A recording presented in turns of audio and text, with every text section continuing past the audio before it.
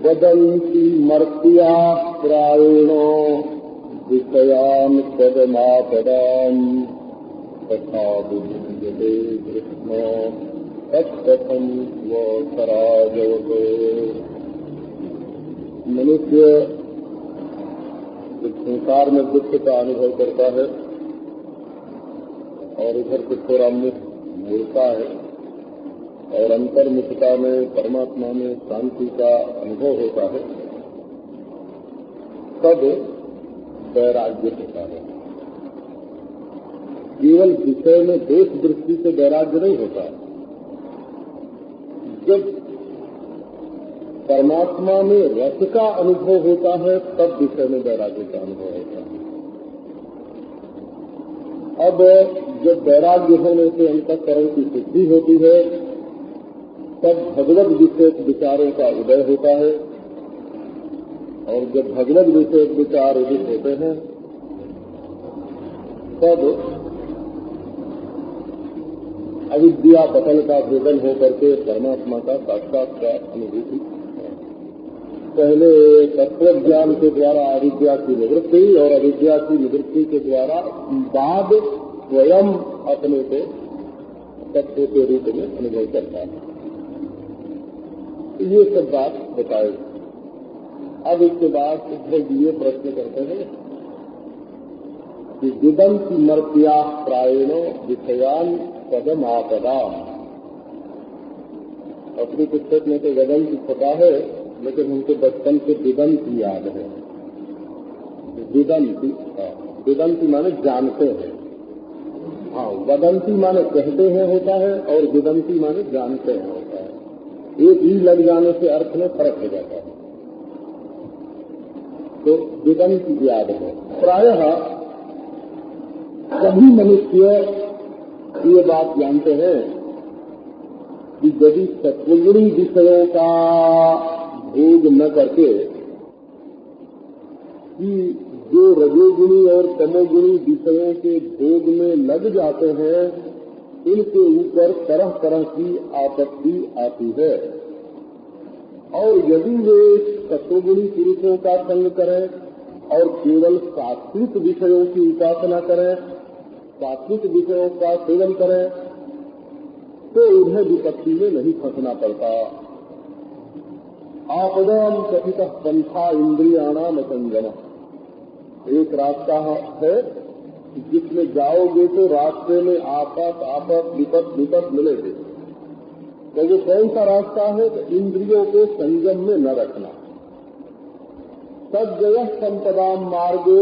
और यदि इंद्रियों को अपने वश में करके चलोगे तो तुम्हें संपत्ति और सुख की प्राप्ति होगी। दोनों रास्ते तुम्हारे सामने साफ साफ है। ये नेकम तेल गम्यताम। अब तुम्हारी मर्जी, चाहे जिस रास्ते से चलो। तो रजोगुणी तमोगुणी विषयों का जो भोग है, ये आफत का, आपत्ति विपत्ति का मार्ग है। ये बात सब लोग जानते हैं। तथापि भुंजते कृष्ण तत्कथम स्वकराजवत। फिर भी हे कृष्ण, जान करके भी लोग उन्हीं विषयों के भोग में लगे रहते हैं। कैसे लगे रहते हैं? तो उसके लिए 3 दृष्टांत दिए, स्व, खर और अज।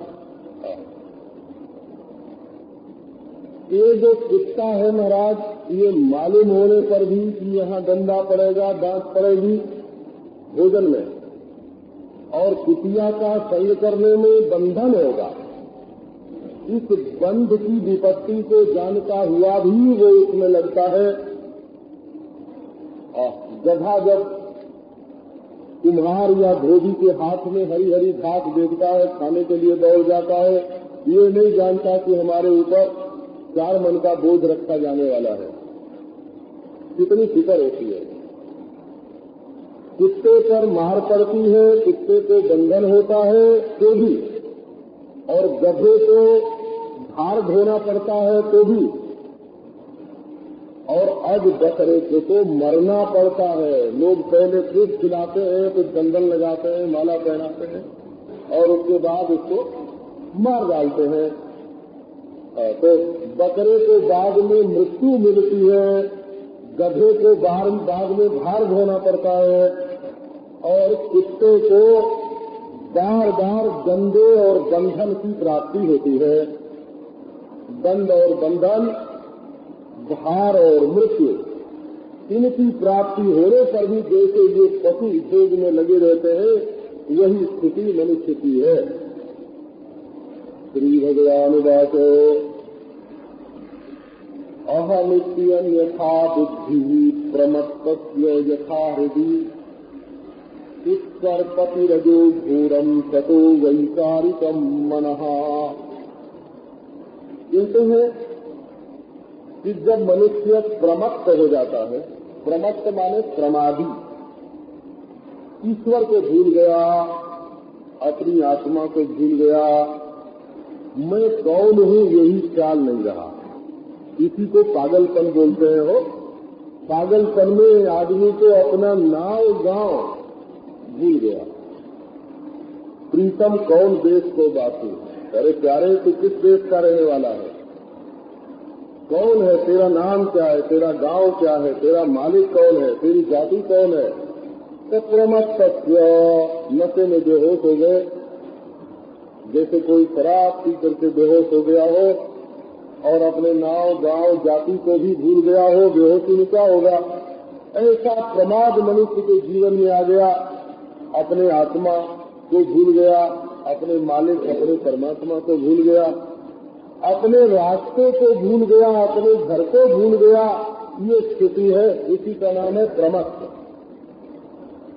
ऐसे प्रमत्त पुरुष के हृदय में क्या होता है कि अहमिति अन्यथा बुद्धि यथा यथावत भवति।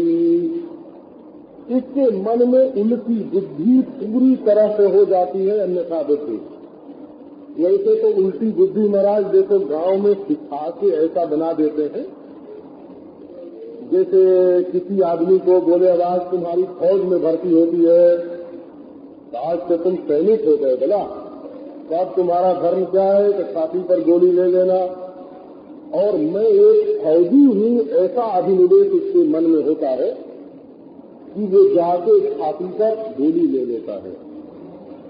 अब तुम जैसे पत्नी को विवाह करके संस्कार करके बताते हैं तुम इसकी पत्नी हो गए, पति को बताते हैं तुम पति हो गए, गोद लेने पर बताते हैं ये बेटा हो गए, संस्कार करके बताते हैं तुम ब्राह्मण हो गए। ये सब क्या है? ये बुद्धि ही तो बदली जाती है ना, बुद्धि बदली जाती है कि नहीं?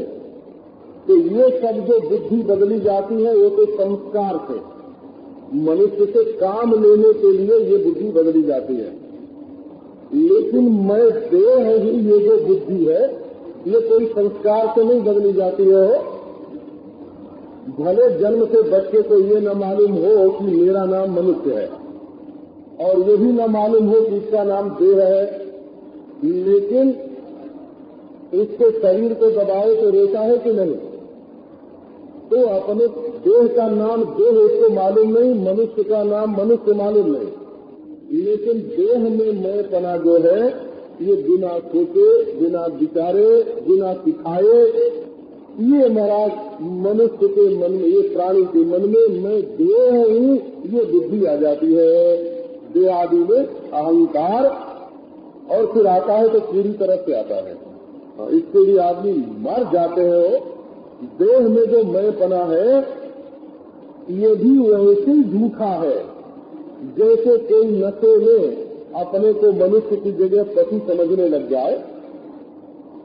ठीक इसी तरह से जो ये आत्मदेव अपने को देह समझ रहे हैं, उसका नाम देह जाने चाहे न जाने, तो इसी से क्या होता है इस छोटे अहम के प्रति, इस सर्पतिरजो घोरम ततो वैकारिकम मनः ततः, इसी उल्टी बुद्धि, इसी मिथ्याभिमान, इसी देहाभिमान निवेश का ये फल है कि वैकारिकमपि मनः घोरम रजः उपसर्पति। यद्यपि ये मन सात्विक है स्वभाव से, सहज स्वभाव से ये सात्विक अहंकार का कार्य है। मनो वैकारिकम मनः, वैकारिक माने सात्विक अहंकार का कार्य है ये मन, माने मन में स्वभाव से तो सत्वगुण ही रहता है। तो चुपचाप बैठा रहे शांति से, लेकिन दुनिया की जब चीजों को देखते हैं, अरे उसका रंग चढ़ गया, उसका रंग घुस गया, ये बढ़िया ये हमको मिले, ये बढ़िया ये हमको मिले, ये आदमी मिले, ये औरत मिले, ये कपड़ा मिले, ये भोग मिले, ये मकान मिले, ये घोरम रजहा, घोर माने अत्यकृत रजोगुण इस सात्विक मन में घुस जाता है। रजोयुक्त मनसः संकल्प विकल्पकः ततः कामो गुणध्यानात् दुष्प्रहस्यास्मते। जब मन में रजोगुण आता है तब विकल्प और संकल्प, ये हमको भोग करने के लिए मिले, ये हमको भोग करने के लिए मिले, इसको भोगने में बड़ा मजा आएगा, इसको भोगने में बड़ा मजा आएगा, ये ख्याल मन में बनने लगता है।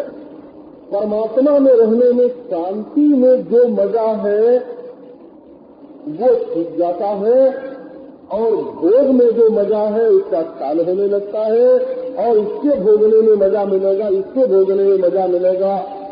ये विकल्प सहित संकल्प जो है, विविध कल्पना से युक्त संकल्प मन में आने लगता है। कैसा भाई आने दो संकल्प, इससे क्या हुआ? ततो गुण ध्याना कामहा, इसके बाद गुण का ध्यान करने से अहो रूपम, क्या सुंदरता है, अहो ध्वनि, क्या बढ़िया आवाज है, क्या सुंदर सुगंध है, क्या जो है का ये स्वाद है, क्या सुकुमारता है, इस तरह की कल्पना गुण ध्याना, गुणों का चिंतन करने से, गुणों का चिंतन करने से उस वस्तु को पाने की कामना होती है। हमको ये मिलना चाहिए। अगर गुण का चिंतन न हो तो कामना नहीं होगा। एक बार की बात है, हमारे साथ एक साधु रहते थे, तो उनको मिर्च खाने की बड़ी आदत थी। लाल मिर्च खाए। तो मैंने कहा इसमें क्या रखा है, ये कौन सा बड़ा सुख देने वाला विषय है, इसको छोड़ दो। तो 5 दिन 10 दिन छोड़ दिया, और फिर बोले कि हमको तो इसके बिना भोजन का स्वाद ही नहीं आता है, हम नहीं छोड़ सकते हैं। अच्छा, फिर मैंने कहा कि अच्छा मांगो मत, अगर अपने आप कोई दे दे तो खा लिया करो। तो नर्मदा जी का जल हाथ में लेके संकल्प किया कि अच्छा अब हम लाल मिर्च कभी नहीं मांगेंगे, अगर भोजन में मिल गया या अपने हाथ खिलाने वाले ने तरफ लिया तब तो खा लेंगे, नहीं तो मांगेंगे नहीं। थोड़े दिनों के बाद मेरा फिर मांग के खाने लग गए।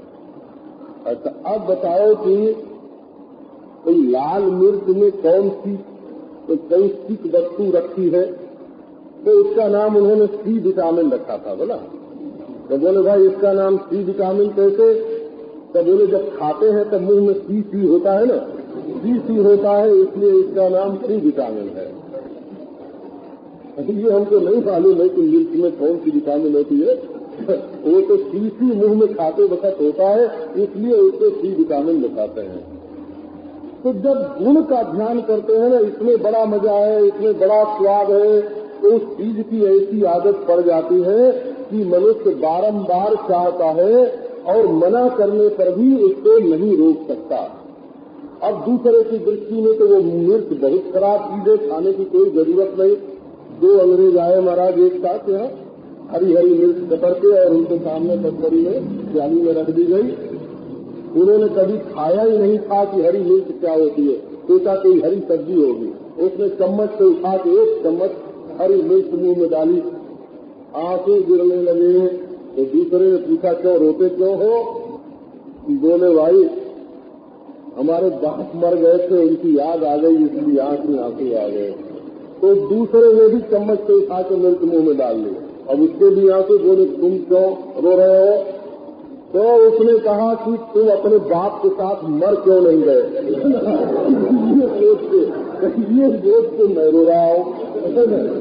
तो जिस मिर्च को हम लोग इतना प्यार करते हैं वो हमारे लिए इतनी प्यारी, और उनके लिए कुछ नहीं, उनके लिए वो दुष्कर।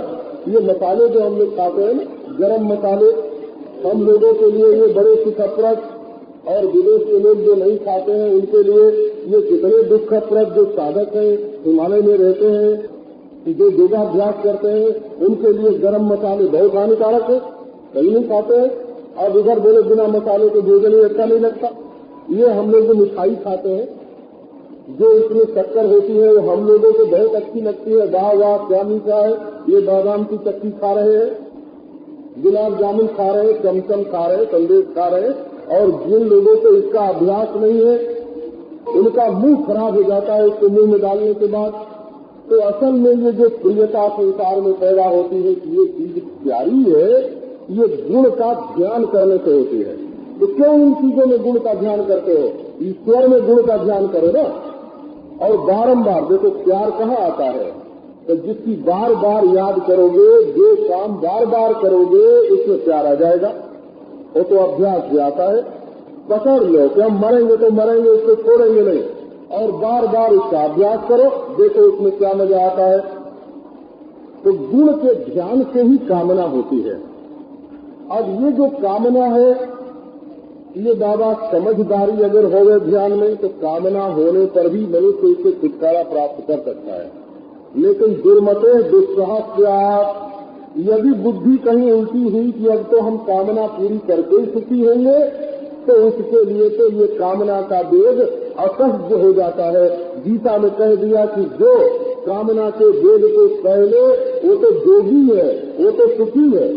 सकलो की है ये यह क्रोधम प्राप्त शरीर विमोक्षणा काम क्रोधोद्भवम वेगम सुखी न रहा। लेकिन जब दुर्मति हो गए, दुष्टमति हो गए, तो उसके लिए ये गुण चिंतन से उत्पन्न जो काम वो असह्य है। कामना आती कहाँ से? उसका मूल ही यही है कि जब तुम ये सोचोगे कि इस आदमी में बहुत गुण है, इस आदमी में बहुत गुण है, इस भोजन में बहुत गुण है, तो सोचते उसके लिए मन में क्या आ जाएगी? करोति काम दशगः कर्माणि अविजितेन्द्रिया दुखो दर्शाणि संपश्यन् रजो वेग विमोहितः। अब जब मनुष्य काम के अधीन होता है, कभी हो गया काम के अधीन, क्या बात है, आने दो काम, तो ये नहीं समझना काम बैठने नहीं देता है। जिसके मन में कामना आती है, धन की कामना हो, जन की कामना हो, कुर्सी की कामना हो, स्त्री पुरुष की कामना हो, जिसके मन में कामना आएगी, कामना खटाती है, कामना श्रम करवाती है, काम करना पड़ेगा उस कामना की पूर्ति के लिए। काम के वश में जो होगा, राम के वश में होगे तो शांति देंगे, आओ हमारे पास बैठ जाओ। राम कहते हैं कोई काम करने की जरूरत नहीं है, आओ हमारे पास बैठो। काम कहता है कि देखो अब हमारे पास आए, हमारी शरण में हुए, तो जरा जाओ ये चीज ले आओ वहां से, ये चीज ले आओ वहां से, ये चीज ले आओ वहां से। कामना जो है वो बाहर दौड़ाती है, और राम जो है वो अपने पास, क्योंकि राम को तो किसी चीज की जरूरत नहीं, वो तो परिपूर्ण है, वो बाहर से कोई चीज नहीं मंगाता है, उसको बाजार से कुछ मंगाने की जरूरत नहीं है। और काम को बाजार से चीजें मंगवाने की जरूरत है। तो जो काम के अधीन हो जाएगा उसको कर्म बहुत करना पड़ेगा। तो बोले भाई न करे, बोले करेगा तो क्यों नहीं, अभी जितेंद्रिय इंद्रियां बस में छोड़ेंगे। कामना कहेगी कि चलो उसको देख आओ, आंख कहेगी चलो देख आओ, तो पांव को चलना ही पड़ेगा। त्वचा कहेगी कि उसको पकड़ के ले आओ, तो हाथ से काम करना ही पड़ेगा। मन में कामना हो, इंद्रियां बस में न हो, तो मनुष्य को काम जरूर करना पड़ेगा। बोले ऐसा काम भी कर लो, इसमें तुमको क्या आलस्य है? आलस्य है कि दुखो दर्काणि संपत्तियन, देखते हैं कि ये काम हम करेंगे तो नतीजे में दुख मिलेगा। उदर्क माने फल, परिणाम, परिणाम में दुख ही मिलेगा। काम करते करते थक जाओगे, काम करते करते फंस जाओगे, काम करते करते बच जाओगे, काम करते करते बुरे काम करके नरक में जाओगे। इसलिए ये जानते हुए भी कि ये कोई पुण्य कर्म नहीं है, ये ईमानदारी नहीं है, ये बेईमानी है, बारंबार उस कर्म को करते हैं और अंत में रजोवेग विमोहिता, रजोगुण के वेग से विमोहित होकर के दुखोदर्क कर्म करते हैं और बस उसी में फंस जाते हैं। रजस्तमोभ्याम यदपि विद्वान दीक्षित कभी पुनः असंद्रितो मनोजुंजन दोष दृष्टिर्न सज्जते। अब वर्णन करते हैं कि जब ऐसा करोगे, ऐसी बात है दुनिया में, ये विधि व्यवस्था है, तब तो कभी कोई मनुष्य दुख से छूट ही नहीं सकता, हमेशा उसको दुख ही दुख मिलेगा। तो बोले कि नहीं, ये तो दुष्ट बुद्धि की बात करी कि वो फंस जाता है, जो जिसकी बुद्धि दुष्ट है वो फंस जाता है। और यदि विद्वान हो गए माने समझदार हो गए, संसार की गति मति को जानता हो गए। वैराग्य के लिए परमात्मा को जानने की जरूरत नहीं है, वैराग्य के लिए तो संसार को ही जानने की जरूरत है। ये लोग जो संसार में फंसे हुए हैं, ये संसार के रहस्य को नहीं जानते हैं, जहाँ फंसे हुए हैं उसी के रहस्य को नहीं जानते। न धन का रहस्य जाने, न भोग का रहस्य जाने, न सोना आवे न खाना आवे। तो यद्यपि विद्वान पुरुष की बुद्धि भी रजोगुण और तमोगुण से विक्षिप्त होती है, ये नहीं समझना कि समझदार के मन में काम न आवे, समझदार के मन में क्रोध न आवे, समझदार के मन में लोभ नहीं आवे। ये काम क्रोध लोभ तो रजोगुण से तमोगुण से, अपने बाप दादे से, अपनी माँ और नानी से, और नानी की माँ और नानी से, है ना, और नानी की नानी और उसकी माँ से, बड़ा भारी विस्तार है इसका। माने 10 पीढ़ी आगे जाते जाते आपको सैकड़ों शाखा मिलेगी।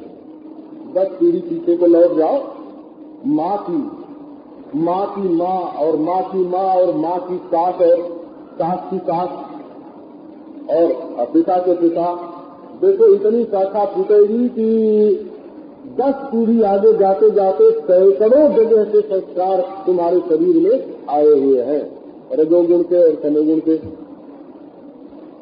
और तो जैसे चने को 10 गुना करते जाए तो कितनी संख्या उनकी हो जाती है। सुपारी को, हर सुपारी को, एक सुपारी का 10 गुना 10 और 10 सुपारी का 10 गुना 100 और 100 सुपारी का 10 गुना 1000 और 1000 सुपारी का 10 गुना 10,000 और 10,000 का 10 गुना लाख। अब चलो आगे, अब वो 10 लाख और तुरंत करोड़ हो जाएगा, है ना। तो ऐसे ये हमारे शरीर में जो संस्कार आए हैं ना, वासना आए हैं ना, वो 1 पीढ़ी 2 पीढ़ी 10 पीढ़ी तक ले चलो, तब पता चलेगा कि ये क्या गड़बड़ झाला सब हमारे शरीर में बढ़ गई है कि इधर की पीढ़ी उधर की पीढ़ी है, उधर के संस्कार उधर के संस्कार। इसलिए रजोगुण और तमोगुण से बड़े बड़े विद्वानों के मन भी यद्यपि विक्षिप्त हो जाते हैं। इसलिए कभी मन में कोई बात आ जाए तो इसके लिए पागल नहीं होना, डरना नहीं। करे हमारे मन में तो ये आ गया, हमारे मन में तो ये आ गया, इसके लिए डरना नहीं कि हमारे मन में काम आ गया तो हम मर गए, कि लोभ आ गया तो मर गए, कि क्रोध आ गया तो मर गए, कि मोह आ गया तो मर गए। कभी कभी ऐसा नहीं समझना कि कोई बात मन में आ गई तो हमारा नाश ही हो गया। ये तो आते हैं, बड़े बड़े विद्वानों के मन में आते हैं, साधकों के मन में आते हैं, अज्ञात वशिष्ठ के मन में भी आते हैं। ऐसा वर्णन शास्त्रों में पूरा है, आते हैं बोला। लेकिन आ गए तो आ गए, उनके बस में मत हो जाओ। पुनः असंद्र को मनोयुंजन, फिर उठो, गिरे तो गिरे, फिर उठो, तंद्रा मत करो, ऊँघो मत, जहाँ गिरे हो वहाँ सो मत, तो दृष्टि करो और फिर से मन को पकड़ करके अच्छी जगह लगाओ और वहाँ आसक्ति मत करो, आगे बढ़ो। गिरना कोई कसूर नहीं है, गिर के फिर न उठना कसूर है, गिर के फिर आगे न बढ़ना कसूर है, गिरना कसूर नहीं है। आदमी का चलते चलते पाँव फिसल जाता है। गच्छत स्खलनं क्वापि भवत सेवक प्रमादता, जो रास्ते में चलता है प्रमादवश उसका पाँव कभी फिसल जाता है। हसंत दुर्जना सत्र समाधति साधवा, दुष्ट लोग एक बार गिरे हुए आदमी को देखता है तो ये मान बैठता है कि अभी हमेशा के लिए गिर गया, और सत्पुरुष होता है तो दौड़ के उसका हाथ पकड़ता है, उठाता है, कहता है भाई समझ जा और आगे बढ़। तो गिरे हुए का तिरस्कार कर देना ये तो संसारी लोगों का काम है, और गिरे हुए का हाथ पकड़ करके फिर उसको आगे ले चलना ये सत्पुरुषों का काम है। इसलिए भाई तुम्हारा मन कभी गिर भी जाए तो उसको फिर से उठाओ, संसार में दोष दृष्टि करो और आनंद से परमात्मा की ओर ले चलो। अप्रमत्तो नियुंजीत मनोमय्यर्पयन् शनैः अनिर्देणो यथा कालम् जितस्वासो जितासनः। कैसे मन को उठावे? तो देखो कई बात बताई यहाँ। पहली बात तो यह है कि प्रमाद छोड़ो, हटाओ गाने नहीं, कहिए नहीं तो फिर कर लेंगे।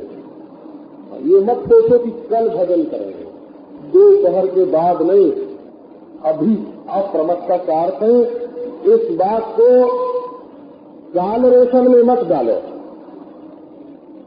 प्रमाद मत करो, अभी अभी लगाओ।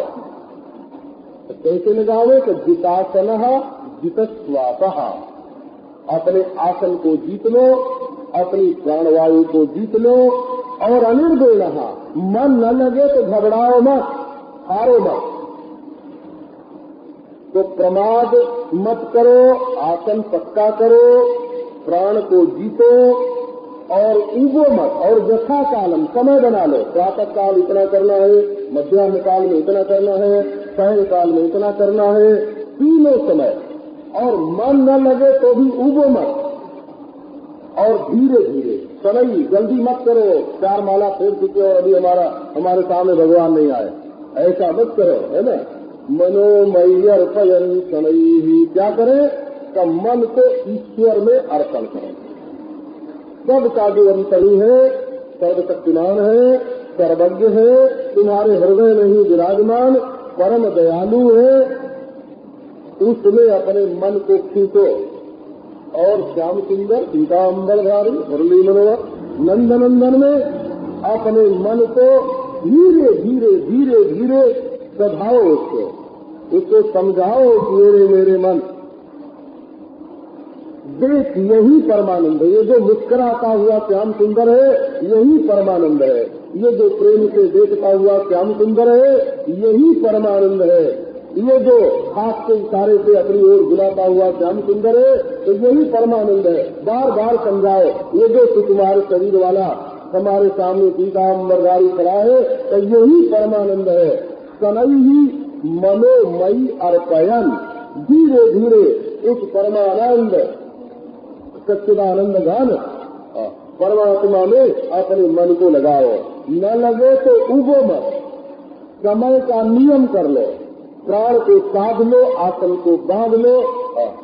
अरे बाबा, यदि घड़ा फोड़ने से, कपड़ा फाड़ने से जैसे भी अपना मन ईश्वर में लगता हो, क्या भूसा मारा साई रीझे, कोई भेष भरूंगी, जैसे मिले ईश्वर उस रास्ते में चलो। एतावान योग आदिष्टो मत्स्यै सनकादिः सर्वतो मन आकृष्य मय्यद्धावेष्यते यथा।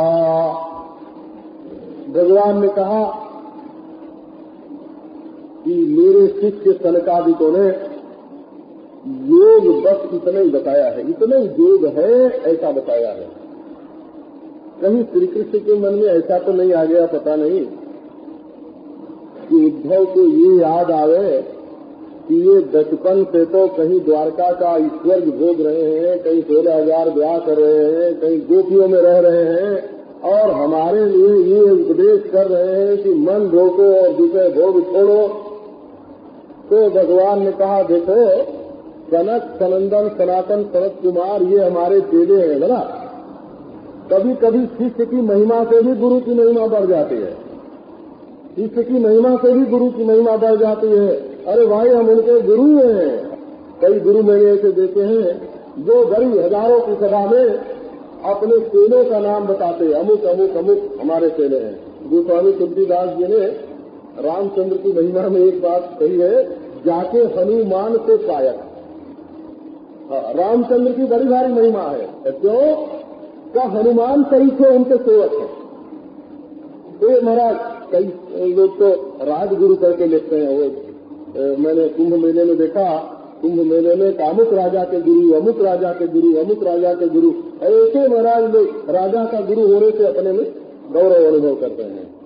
तो श्री कृष्ण भगवान के राजाओं का गुरु होने में तो कोई गौरव का अनुभव नहीं है। सनकादि सरीखे जो अनादि विरक्त हैं और ब्रह्मा के मानस पुत्र हैं, वे हमारे शिष्य हैं।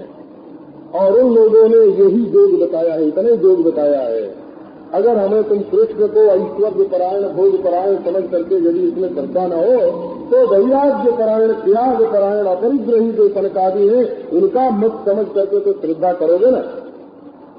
तो इसमें एक बात असल में दूसरी है कि जैसे उद्धव जी के मन में हंसावतार संबंधी प्रश्न का उदय हो गए और मैंने हंसावतार ग्रहण करके क्या उपदेश किया था उसके बारे में पूछे, उस प्रश्न का बीज उद्धव जी के मन में डालने के लिए भगवान ने सनकादिकों की चर्चा कर दी, और इसका कोई दूसरा हेतु नहीं है, और सब तो हंसी खेल की बात है।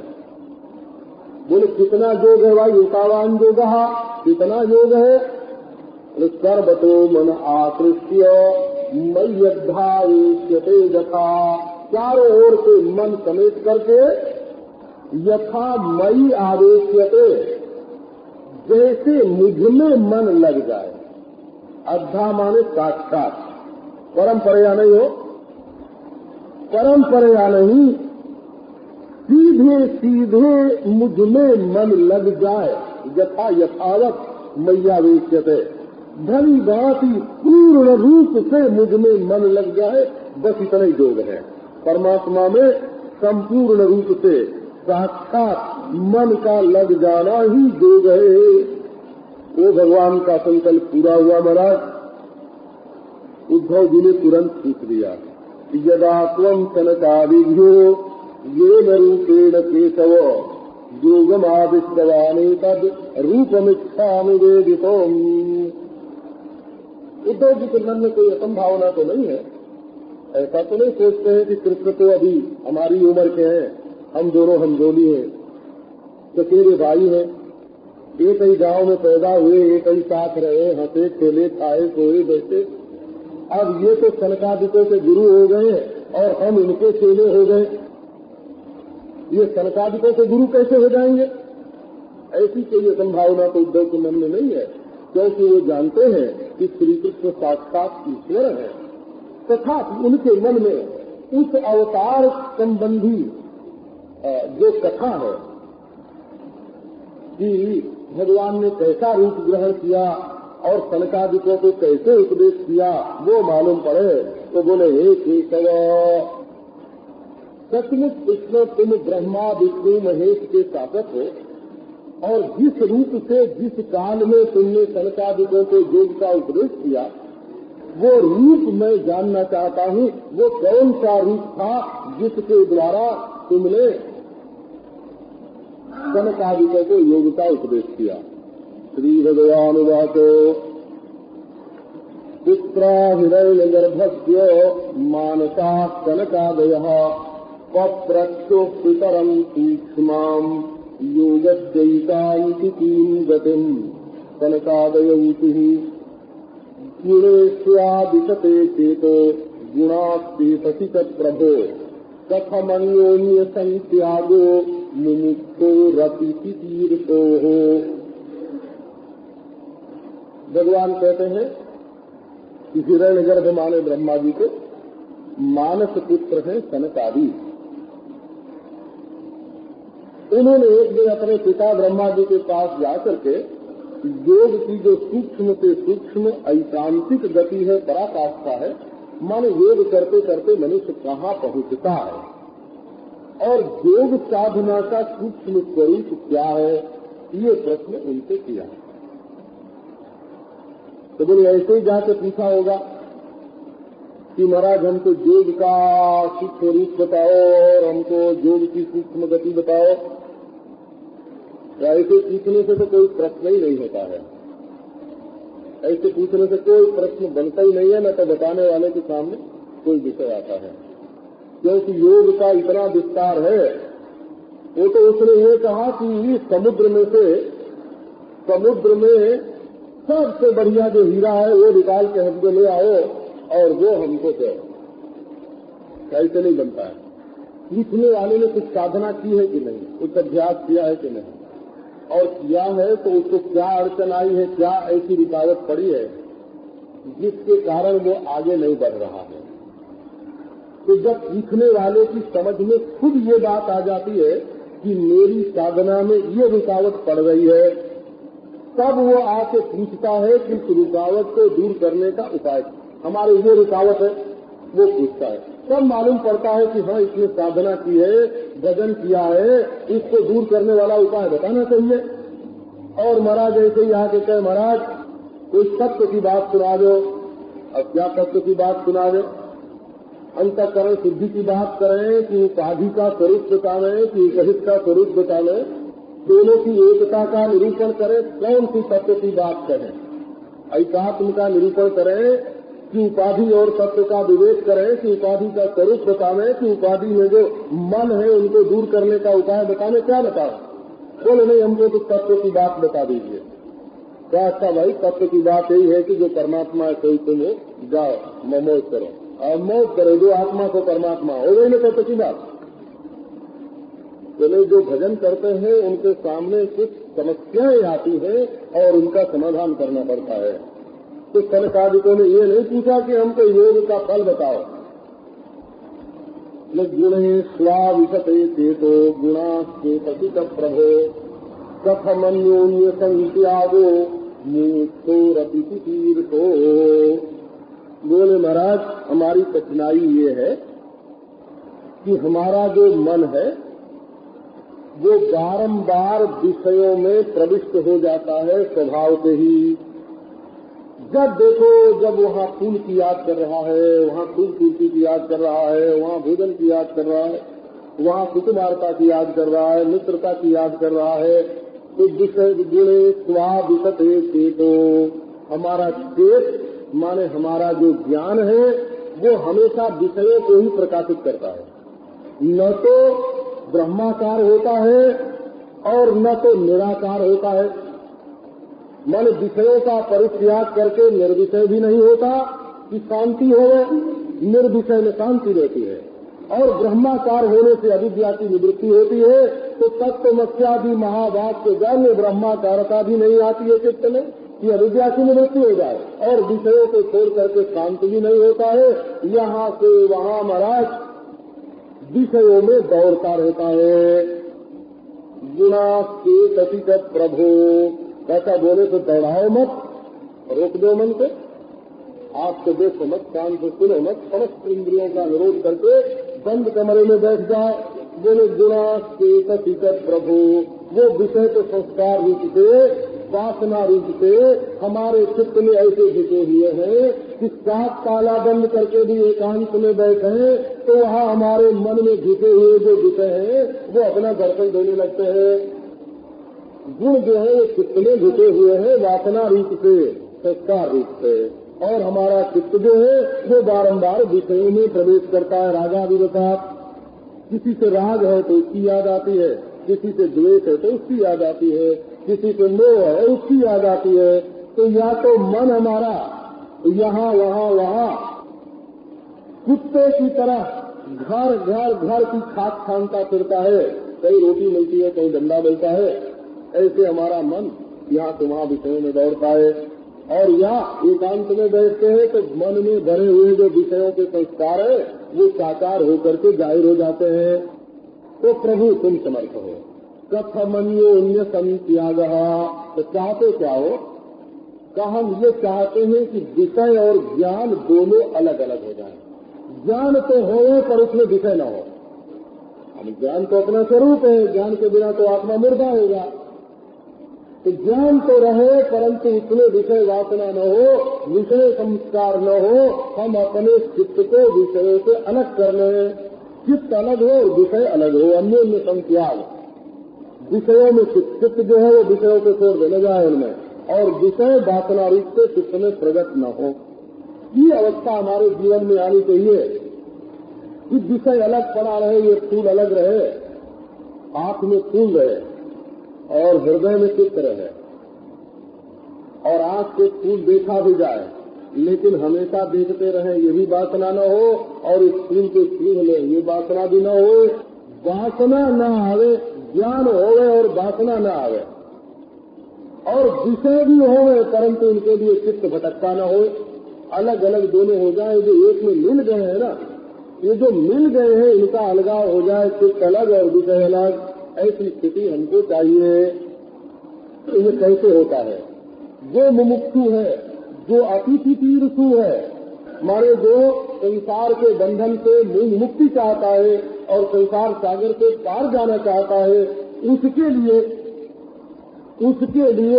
चित्त और विषय का पृथक्करण कैसे होगा ये बताओ। श्री भगवान वाचो एवं पृष्ठो महादेव स्वयं भूर्भूत भावनः ध्यायमानः प्रश्न बीजम नाभ्यपद्यत कर्मभिः। एवं पृष्ठों की इस तरह प्रश्न उनसे किया गया तो भी बोले हमारे संस्कृत के पंडितों की ऐसी परंपरा रही है काशी में। अब तो बिना पैसे के काम नहीं चलता है ना।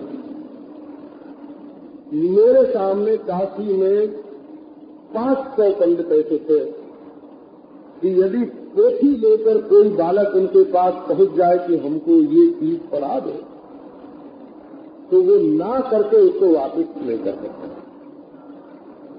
जैसे गृहस्थ के घर में कोई अतिथि आ जाए और उसको चाहे कि हमको एक गिलास पानी दे दो, तो गृहस्थ बिना पानी पिलाए उसको वापस नहीं करता। ऐसे पंडित लोग विद्यार्थी को अपना अतिथि समझते थे। हो बोले हम धन नहीं देते हैं, हम जल नहीं देते हैं, हम आसन नहीं देते हैं। हमारे दरवाजे पर एक विद्या का याचक आया, इसको खाली हाथ नहीं वापस करेंगे। जाते जाते हमने देखा गुरु जी महाराज अपनी अचकन पहन के और साफा बांध के और मूछ बिल्कुल कंघी करके दुपट्टा कंधे में डाल के और जा रहे हैं कहीं बाहर निकलने को तैयार। और विद्यार्थी पुस्तक लेके आया। कैसे आए भाई? कहा महाराज ये पक्षी नहीं लगती का अच्छा हुआ। आके बैठ गए और वो पक्षी समझा के तब गए। तो ये रीति थी कि आकर के कोई प्रश्न करे कि ज्ञान के दान में कोताही नहीं करना सबसे बड़ा ज्ञान का दान है। फीस लेके पढ़ाने की पद्धति तो थी नहीं। पूछने के बाद न बताना, मालूम हो और न बताना। न मालूम हो तो कह देना कि हमको नहीं मालूम है, हम नहीं जानते हैं, और मालूम हो तो बता देना। और उसे टाल मटोल नहीं करना कि हमारी बेवकूफी चुप जाए, ऐसा नहीं। न मालूम हो तो कहाँ पर कह देना कि हमको नहीं मालूम। इसमें ये नहीं होता कि एक आदमी को दुनिया भर की सब बात मालूम होती है। अंग्रेजी का कोई बात तो तुम बोलो और हमसे पूछो कि इसका क्या अर्थ है, तो हमको साफ कह देना चाहिए कि हम अंग्रेजी नहीं जानते हैं। ऐसा कुछ उसमें दम्भ नहीं करना चाहिए कि हम जानते तो है पर बता नहीं रहे, या दूसरे समय आके हमसे पूछ जाना, या जाके हमारे पीढ़े से पूछ लो। ऐसे नहीं, अगर नहीं आता है तो कह देना कि नहीं है, तो नहीं आता है उसमें दम्भ करने की क्या बात है। तो महाराज पूछने पर बताना जरूरी हो गया। लेकिन ब्रह्मा जी बोले महादेव महान देवों की संपूर्ण देवताओं के दादा हैं, दादा नहीं परदादा है समझे। ब्रह्मा के मरीचि, मरीचि के कश्यप और कश्यप के पुत्र देवता लोग हैं। तो देवताओं के बाप कश्यप और दादा मरीचि और परदादा ब्रह्मा, संपूर्ण देवताओं के परदादा हैं महादेवों की। और स्वयंभू रति स्वयं प्रकट हुए हैं, किसी के बेटे नहीं है, स्वयं प्रकाशमान है और भूत भावन सारी सृष्टि के करता है। फिर भी प्रश्न जब सामने आया तो ध्यायमान प्रश्न दी जमुनाधिय पद्यतो, सोचने लगे इस प्रश्न का क्या उत्तर है। कैसे मन विषयों से अलग नहीं होता है और विषय मन से अलग नहीं होते हैं, इस प्रश्न का कारण क्या है। प्रश्न विगम ध्यायमाना, असल में ध्यान प्रश्न का, चिंतन प्रश्न का नहीं किया जाता। जो केवल प्रश्न सुनकर उसका जवाब देने लगता है उसको जवाब नहीं आता। तो जवाब कहाँ से निकलता है कि कहाँ गलती होने से ये सवाल पैदा हुआ है। जिस गलती से वो सवाल पैदा हुआ है, अगर वो गलती तुम्हारे पकड़ में आ गई तो मनुष्य प्रश्न करे घंटे भर में और जवाब होगा 2 सेकंड में। और वो गलती पकड़ में नहीं आई महाराज तो तुम घंटे का जवाब 4 घंटे में दो, तब भी न श्रोता को समाधान होगा और न वक्ता को समाधान होगा। बोलने से जवाब नहीं होता। प्रश्न का जो बीज है, प्रश्न का बाप, वो अगर पकड़ में आ गया तब प्रश्न का ठीक ठीक उत्तर होता है। मन किस भ्रांति के कारण, किस अज्ञान के कारण, क्या चीज ठीक समझ में न आने के कारण ये प्रश्न उदय हो रहा है, वो समझ में आना चाहिए। परंतु ब्रह्मा जी ने बड़ा ध्यान किया, नाभ्य पद्यते, किस गलती के कारण, हर चीज ठीक समझ में न आने के कारण ये प्रश्न उदय हो रहा है, वो समझ में आना चाहिए। परंतु ब्रह्मा जी ने बड़ा ध्यान किया, नाभ्य पद्यते, किस गलती के कारण ये विषय और चित्त दोनों का अलगाव नहीं हो रहा है, या इस काम में इनको सफलता नहीं मिल रही है, या इसके कारण इनको दुख हो रहा है, ये बात समझ में नहीं आई। क्यों नहीं आई? बोले कर्म भी ही, वो तो स्वयं विचारे कर्म में लगे हुए कर्म कर रहे। क्या कर रहे ब्रह्मा जी उस समय? तो सृष्टि बना रहे थे। तो सृष्टि बनाना तो एक कर्म है, खुद कर्म में लगे हुए हैं। अब किसी ने जाके प्रश्न किया और उत्तर देने वाला मशीन चला रहा है। अब वो तो महाराज ढल ढल के खिलौने उसमें से गिर रहे हैं और हाथ से मशीन चलती जा रही है। तो जो खिलौना ढालने के काम में लगा है वो आदमी तुम्हारे प्रश्न की गंभीरता को कहाँ से प्राप्त करे? वो तो खिलौना बनाने में लगा।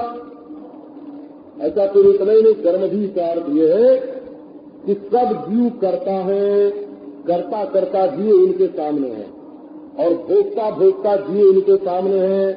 इसने ये पाप किया है तो इसको कीड़ा बना के भेजो, इसने ये पुण्य किया है तो इसको स्वर्ग में देवता बना के भेजो, इसके पाप पुण्य दोनों बराबर हैं तो मनुष्य बना के भेजो, है ना। जीवों के कर्म में ही तो उनकी बुद्धि लगी है ना। अब तो जानते हैं कि कर्म से वासना बनती है, वासना से चित्त विषय में जाता है, जब चित्त विषय में जाता है तो उस विषय के संस्कार चित्त में और गाढ़े हो जाते हैं। ये सब कर्म का पसारा है सारा संसार, इसलिए तो वासना से छुटकारा ही नहीं है। तो कैसे चित्त और वासना कैसे अलग अलग, चित्त और विषय कैसे अलग अलग हो गए? सबके चित्त में वासना है, सब वासनाओं का मूल कर्म है। सब जीवों ने कर्म करके वासना इकट्ठी की है, भोग करके वासना इकट्ठी की है। अब उनको भोग प्राप्त करने के लिए विषय प्राप्त होना ही चाहिए। जब उनके प्रारब्ध के अनुसार विषय प्राप्त होगा तो विषय में मन जाएगा ही। तो विषय से मन कैसे हटे और मन में से विषय का संस्कार कैसे मिटे, ये बात ब्रह्मा की समझ में नहीं आई। स्वमाम चिंतयद् देवः प्रश्न पारति ईर्षया तस्याहं हंसरूपेण सका समगमं तदा।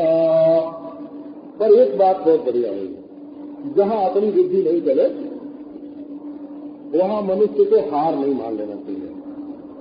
भगवान की शरण लेनी चाहिए, वो बुद्धि के खजाने हैं। ज्ञान के खजाने का नाम ही तो भगवान है, आनंद के खजाने का नाम भगवान है, ज्ञान के खजाने का नाम भगवान है, जीवन के खजाने का नाम भगवान है। जैसे शरीर में जो माटी है ना, इसका खजाना कौन? तो धरती। और जो पानी है उसका जल, और जो गर्मी है उसका खजाना अग्नि सूर्य, जो सांस है उसका खजाना वायु, आनंद का खजाना ईश्वर है, जीवन का खजाना ईश्वर है। इसमें से ले लो। ब्रह्मा जी ने देखा कि अब बेटे ने तो पूछा और बाप को जवाब नहीं आया, तो ये तो हमेशा के लिए इंसल्ट हो गई है। नन्हे नन्हे 5-5 बरस के बच्चे, न दाढ़ी न मूछ, न लंगोटी, नंगे खेलने वाले, और बाप जो है वो लंबी दाढ़ी वाला और बुढ़ा और 4-4 दिमाग। ये भी नहीं कि एक दिमाग हो या हल्का थोड़ा बहुत हल्का फुल्का दिमाग हो। ऐसे बाप को जवाब नहीं आया तो उसको बड़ा संकोच अनुभव हुआ। माम चिंतयद्देव प्रश्न पार अति दीर गया। प्रश्न के पार जाने के लिए, संतरण के लिए, प्रश्न के पारावार समुद्र का संतरण करने के लिए ब्रह्मा जी ने ईश्वर की शरण ली। कभी तुम्हारे सामने कठिनाई आवे, अक्कल कम मालूम पड़े तो ईश्वर से ले लो, कुछ कम मालूम पड़े तो ईश्वर से ले लो, अपने अंदर पवित्रता कम मालूम पड़े ईश्वर का स्मरण करके उसमें से थोड़ी सीख ले। पवित्रता, ज्ञान और आनंद तीनों की समष्टि का नाम ईश्वर है। समष्टि माने खजाना, अनादि अनंत खजाना, उसका नाम ईश्वर। जब उन्होंने चिंतन किया तो बोले सत्याहम स्वरूपेण सकाशमगमम तदा।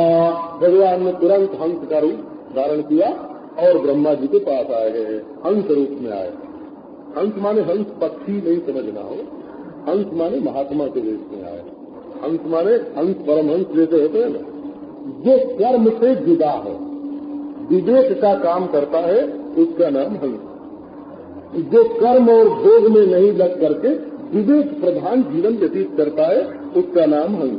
जैसे हंस पानी और दूध एक में मिल गए हो तो उनको अलग कर देता है, इसी प्रकार ये विषय और चित्त जो एक में मिले हुए हैं, इनके संबंध में ठीक ठीक विवेक करने के लिए हंस की जरूरत है। बहुत बच्चा पैदा करने वाले ब्रह्मा जी को इसका विवेक नहीं है। जो हंस परमहंस के रूप में रहता है, जो लोभ से अलग है, जो क्रोध से अलग है, जो काम से अलग है, जो स्वच्छ निर्मल है, हंस की तरह निर्मल है, वैसा हंस रूप धारण करके ब्रह्मा के पास भगवान आए। दृष्ट्वा माम तौपव्रज्य कृत्वा पादाभिवंदनम ब्रह्मांडमग्रत कृत्वा पत्रस्तुको भवानिति। देखते ही हंस भगवान को उठ के खड़े हो गए सबके सब और आगे चल करके आए। शास्त्रों में वर्णन आता है कि जब कोई बड़ा अपने से घर में आया तो हमारे अनजान में ही उसका सत्कार करने के लिए हमारे प्राण जो है वो शरीर से निकलते हैं। माने अपनी कर्म शक्ति को बनाए रखना हो तो उससे खड़ा हो जाना, और उससे खड़े नहीं होगे तो तुम्हारी कर्म शक्ति का लोप हो जाएगा। जो बड़े आदमी के आने पर भी, अपने से बड़े के आने पर भी उससे खड़ा नहीं हुआ, वो छोटे के आने पर तो उससे खड़ा नहीं होगा, और तब वो बैठा खाला हो जाएगा और उसकी कर्म शक्ति का आलसी हो जाएगा। कम से कम कुछ फुर्ती तो अपने शरीर में रहनी चाहिए ना। और फिर शास्त्र की विधि का उल्लंघन करेगा, सत्कार करना चाहिए तो नहीं करेगा, तो भी कर्म शक्ति का लोप हो जाएगा। तो सब बढ़ करके आगे आए और हंस के पादाभिवंदन किया, उनके चरणों में प्रणाम किया ब्रह्मा जी को आगे करके। अब एक तो पूछने की बात समझो रही नहीं। क्यों नहीं रही? कि ब्रह्मा जी सबको प्रणाम नहीं करते हैं। ब्रह्मा जी केवल नारायण को ही प्रणाम करते हैं और किसी को प्रणाम नहीं करते। ब्रह्मा जी के पूज्य सृष्टि में केवल नारायण उनके पिता है, बाकी सब तो उनकी संतान है ना, बाकी सब तो उनकी संतान है। वशिष्ठ, विश्वामित्र, सनकादि शिव है, किसी को प्रणाम नहीं करते हैं। तो जब ब्रह्मा जी ने उठ के प्रणाम किया तो ये बात बिल्कुल सच्ची हो गई कि भगवान आए हैं। तो तत्रस्थो भगवान अब उन्होंने प्रश्न किया कि आप कौन हैं? ब्रह्मांड मग्र प्रणाम किया, ब्रह्मा जी को आगे करके सबसे बड़े बूढ़े वही। इत्यहम मुनि पृष्ठ तत्व जिज्ञासु सदा। भगवान कहते हैं कि इस समय तत्व जिज्ञासु मुनियों ने मुझसे ये प्रश्न किया। क्या प्रश्न किया? तो भगवान की आप कौन है? क्या बढ़िया प्रश्न है। आप कौन है? आपकी जाति क्या है? तो नहीं। आपका नाम क्या है? तो नहीं।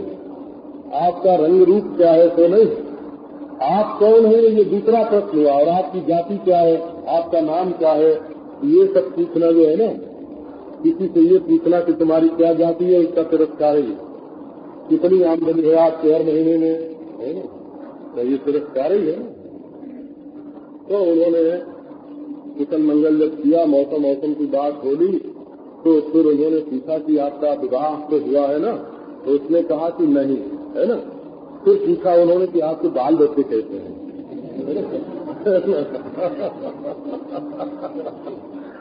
फिर दूसरे से बात को नाराज हो गया हो, फिर दूसरे से बात की, कुशल मंगल हुआ, फिर उससे पूछ लिया कि आपके बाल बच्चे तो ठीक है ना? तो उन्होंने कहा ठीक है।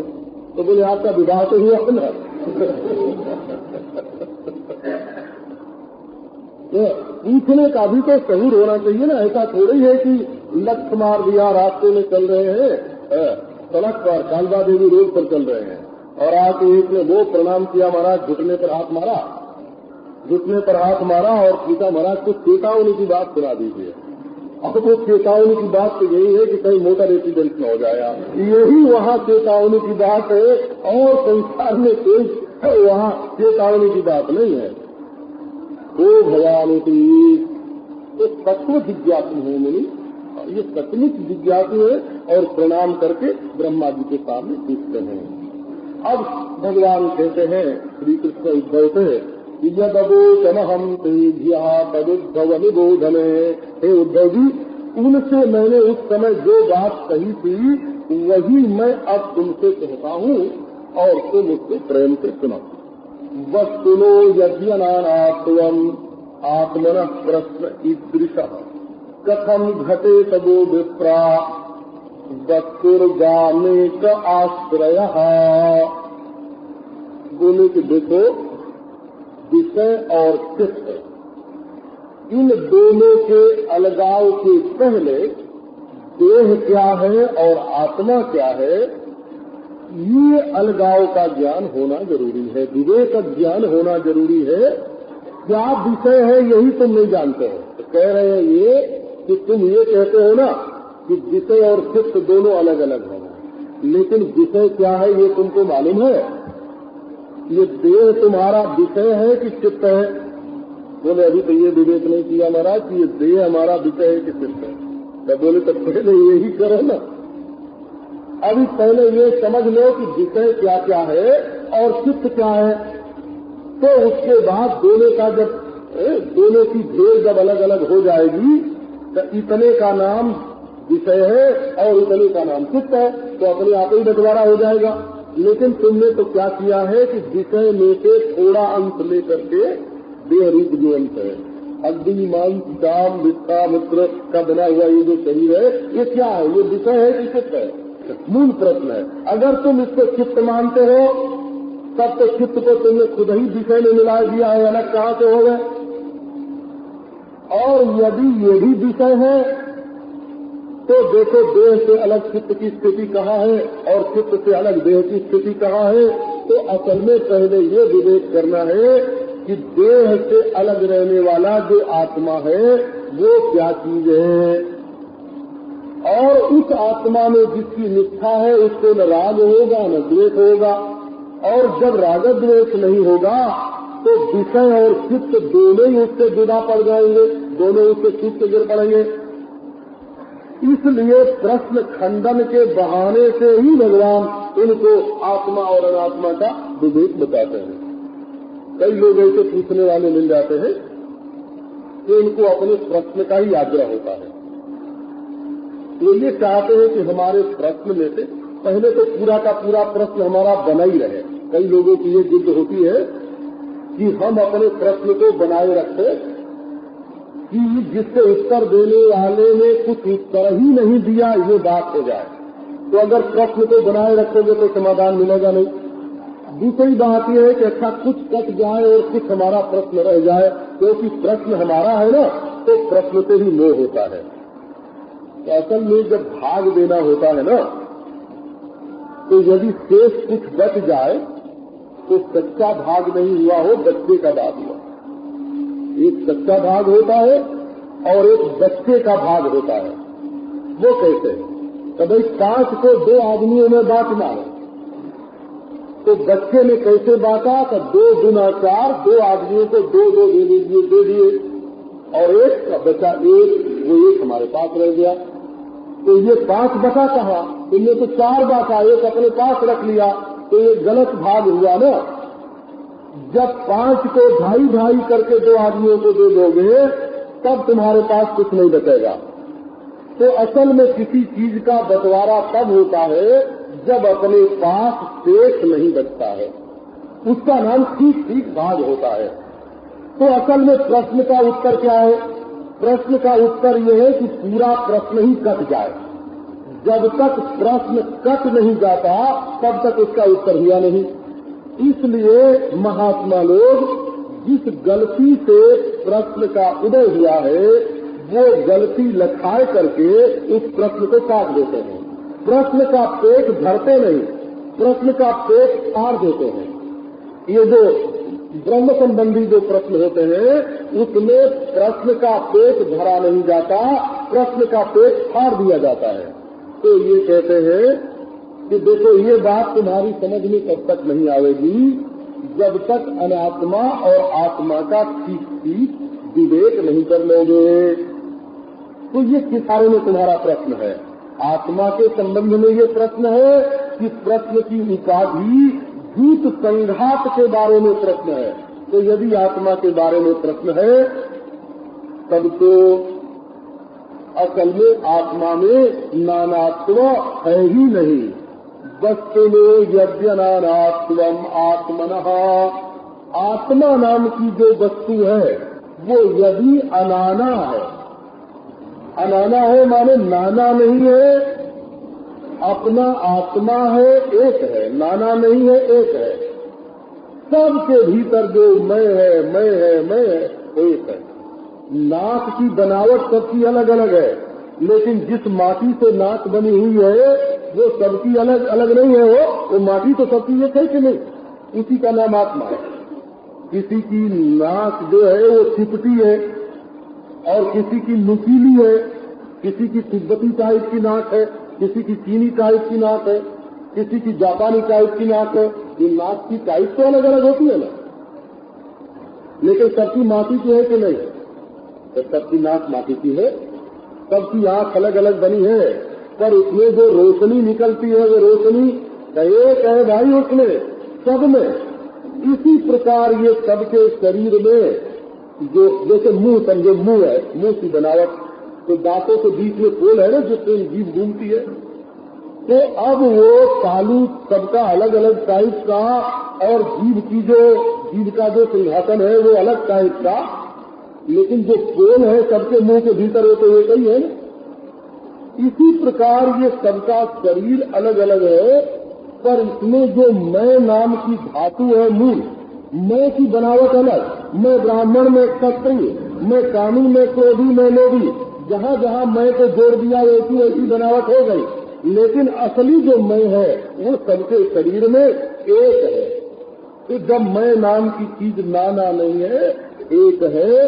आत्मनो वस्तुना यदि अनानात्वम, एक ही है, तरी आत्मन प्रश्न ईदृशा कथम घटे तदो विप्रा। कनक आदि को बताओ तो सही कि जब सबके शरीर में परमार्थ रूप आत्मा एक ही है, तो ये विषय अलग है और ये चित्त अलग है और इनको अलग करना है, वो बात तो अभी जुदा। को भगवान, आप कौन है? बोले आप कौन है? काय के बारे में ये प्रश्न है? माटी के बारे में प्रश्न है कि शकल के बारे में प्रश्न है? ये तो एक कवि जो है वो देखने में बड़े कुरूप थे। एक राजा की सभा में गए सभा में गए तो देख के सभासद हंसने लग गए। तो उन्होंने पूछा, मटिया ही हंसा कि कुआरा ही? किसको हंसते हो, माटी की हंसी उड़ाते हो कि कुम्हार की हंसी उड़ाते हो? दोनों में बेवकूफी है ना। ये शरीर में जो माटी है उसकी हंसी उड़ाओ तो बेवकूफ है, और जिस कुम्हार ने ये बनाया है, कारीगर ने, वो तो इतना बड़ा कारीगर है महाराज कि उसकी कला तुम्हारी समझ में नहीं आती है ना। आजकल तो स्याही छिड़क देते हैं, कला हो जाती है। तो कागज पर छिड़की हुई स्याही का नाम तो कला है, और ईश्वर ने जो ये रचना की है इसका नाम कला नहीं है। इसकी बारीकी, इसकी खूबी तुमको मालूम नहीं है, इसलिए हंसते हो। तो मटिया ही हंसत कि कुआरा है? माटी की हंसी करते हो कि कुम्हार की हंसी करते हो? तो भगवान किसके बारे में पूछते हो? सकल सूरत के बारे में पूछते हो तो भगवान, इसके भीतर जो एक आत्मा है उसके बारे में पूछते हो। अब समझो उत्तर देने वाला मैं, बक्तुर्वामी का आश्रय, उत्तर देने वाला मैं। अब क्या सहारा लेकर के मैं तुमको उत्तर दूं कि मेरी कौन सी जाति है, मेरे अंदर कौन से गुण हैं, मैं कौन सा काम करता हूँ, मेरा रोजगार क्या है? और हम पूछते तो भगवान का उत्तर क्या दूं कि मेरा रोजगार क्या है? रोजगार बताओ। तो रोजगार तो मैं नहीं, रोजगार वाला भी नहीं हूँ। कैसा अपनी जाति बताओ कि ब्राह्मण हो कि क्षत्रिय हो? कैसा जाति भी नहीं चाहिए। कैसा तो अपनी गुण बताओ कि काला हूँ कि गोरा हूँ? क्या बताओ तुमको? कैसा अपना नाम ही बता दूं जिस नाम से लोग पुकारते हैं, तो कोई भगवान का उत्तर हो जाएगा? बोले नाम बताने से, क्रिया बताने से, गुण बताने से, संबंध बताने से कि हम किसके बेटे हैं और किसके बाप हैं, ये बताने से कोई भगवान का उत्तर हो जाएगा? तो बक्तुर्वामी का आश्रय जाति, गुण, क्रिया कोई भी तो आश्रय नहीं है। क्या सहारा लेकर के मैं बताऊं तुमको कि मैं कौन हूँ? पंचात्मकेषु भूतेषु समानेषु च वस्तुतः ते भवानिति वः प्रश्नो वाचारम्भो हि अनर्थकः। पंचात्मकेषु भूतेषु समानेषु च वस्तुतः। बोले का भूत संघात के बारे में प्रश्न है। कौन कौन सी धातुएं मिला करके ये मशीन बनाई गई है? मशीन के पुर्जों के बारे में ये प्रश्न है कि ये पुर्जे कैसे बने? बोले उसमें भी सबके शरीर में पांच ही किस्म के पुर्जे होते हैं, कुछ मिट्टी के, कुछ पानी के, कुछ आग के। समानेषु च रूपतः समानेषु वस्तुतः समानेषु, और उन पांचों का कारण भूत जो एक सत्ता है वो भी सब में समान है। ये पांच भी तो सकल ही सूरत है ना, मिट्टी, पानी, आग, ये भी तो गुण ही है। इनमें भी जो एक कारण सत्ता है वो एक है। तो हम सबके शरीर में पांच ही भूत है और एक ही कारण सत्ता है। फिर तो भगवान की, फिर आप कौन है? वह प्रश्नो वाचारम्भो यनर्थकः। इसलिए आप कौन है ये प्रश्न बोल नहीं, वाणी से इसको शुरू करना ही बिल्कुल गलत है। वाचारम्भणम विकारो नानुभेयम मृत्यु के सेव सत्यम। तो ये तो भगवान आप कौन है ये प्रश्न बिल्कुल गलत है, क्योंकि न पंचभूत जुदा है, न आत्मा जुदा है, न कारण सत्ता जुदा है। तो बोले बाबा फिर भी तो बताओ, जब हमने प्रश्न किया तो कुछ तो बता दो हमें कि कौन हो। बोले देखो पांच चीजें तो तुम्हारे सामने दिख रही है, तो पंचभूत बताने का कोई अर्थ ही नहीं है। इसलिए परम कारण सत्ता जो है वो सब में एक है और वही सब में दिख रही है। भगवान बताते हैं मनसा बचता दृष्टिया गृह्यते न्यैरपि इंद्रियैः अहम एवं नमस्तोम्यद इति बुद्धियध्वमन्यता। जो तुम मन से सोचते हो, वाणी से बोलते हो, आंख से देखते हो, दूसरी इंद्रियों से ग्रहण करते हो, अहम एवं नमस्तोम्यत, वो सब मैं ही हूँ, मेरे सिवाय और कुछ नहीं है। माने सर्व आकार, सर्व विकार, सर्व प्रकार, सर्व संस्कार के रूप में, प्रकृति के रूप में, आकृति के रूप में, विकृति के रूप में, संस्कृति के रूप में जो कुछ दिखाई पड़ रहा है, प्रकृति, विकृति, आकृति और संस्कृति, इन चारों रूपों में जो कुछ दिखाई पड़ रहा है तो मैं ही दिख रहा हूँ। बोला संस्कृति भी मैं, धर्म भी मैं और विकृति भी मैं और प्रकृति भी मैं और आकृति भी मैं, मेरे सिवाय ये दूसरी कोई चीज नहीं है। अहमेवा, तो भाई वेदांत में निषेध है कि तो कुछ नहीं है, तो जुदा रूप से निषेध है। ईश्वर से अलग दूसरी कोई चीज है वो निश्चित, यदि तुमको मालूम पड़ता है, कदाचित तुमको मालूम पड़ता है कि ये चीज ईश्वर से जुदा है, बोले वो ईश्वर से जुदा होना मिथ्या है। वो चीज तो ईश्वर है, ईश्वर रूप में वो चीज मिथ्या नहीं है ना। ये वेदांत का सिद्धांत है कि ईश्वर रूप से वो वस्तु मिथ्या नहीं है, सोना रूप से जेवर मिथ्या नहीं। नई विकृतिम तेजंती कनक सदात्मकया, कोई घर में का जेवर मिथ्या है तो कोई सोना निकाल के फेंक देता है, कहीं रखता है, क्यों? तो सोना तो कीमती है ना। जेवर अगर टेढ़ा हो, मेढ़ा हो, टूट गया हो तो लोग घर में से उसको निकालते हैं कि नहीं निकालते? क्यों? असल में तो वो सोना ही है ना। तो असल में जेवर का अलग होना मिथ्या है, जेवर का जो तत्व है, स्वरूप है, वो मिथ्या नहीं है। इसलिए जो मानता है कि ये प्रपंच ईश्वर से जुड़ा है ना, ये कहीं परमाणु से आया है, वो मिथ्या है। जो मानता है प्रकृति से आया है वो मिथ्या है। जो मानता कर्म से संस्कार से आया तो वो मिथ्या है। जो मानता शून्य से आया तो मिथ्या है ना। इसका ईश्वर से अलग होना मिथ्या है, इसका ईश्वर रूप होना मिथ्या नहीं है। ये वेदांत का सिद्धांत है। तो कहते हैं कि मैं हूँ, वहाँ में वनमत्तोन्यद इसे बुद्धियज्ञ मंजका। वो तो अन्यत्व की भ्रांति मिटाने में वेदांत का तात्पर्य है, अन्यत्व का भान मिटाने में तात्पर्य नहीं, दुनिया मिटाने में वेदांत का तात्पर्य नहीं है। इसको तुम जो ईश्वर से जुदा समझते हो, तुम्हारी ये जुदा समझने वाली जो भूल है, उस भूल को मिटाने में वेदांत का तात्पर्य है।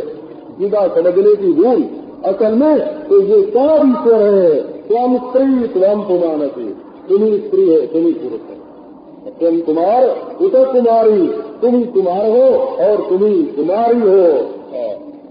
जीर्णो दंडे लगनती, तुम्ही बूढ़े बाबा बन करके हाथ में डंडा लेकर के धोखा दे रहे है ना।